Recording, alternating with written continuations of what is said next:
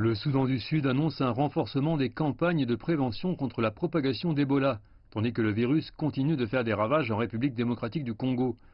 Le ministre sud-soudanais de la Santé déclare qu'un exercice de simulation de l'épidémie Ebola est prévu pour le 16 août dans la capitale Djouba et dans la ville de Nimulé, qui jouxte l'Ouganda.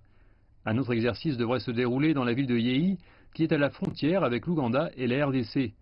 Le ministère de la Santé déclare que les exercices testeront et valideront les capacités des zones en termes de détection préventive, de réponse rapide et de coordination efficace en cas d'épidémie d'Ebola au niveau du pays, des États et des communautés.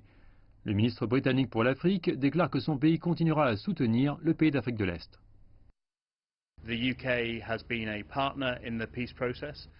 Le Royaume-Uni a été un partenaire dans le processus de paix et également un partenaire travaillant sur des projets d'éducation et de santé afin de s'assurer que le Soudan du Sud est prêt en cas de propagation d'Ebola en provenance de pays voisins. Le Soudan du Sud, en collaboration avec l'Organisation mondiale de la santé, vaccine aussi le personnel sanitaire stationné aux régions frontalières avec la République démocratique du Congo et l'Ouganda.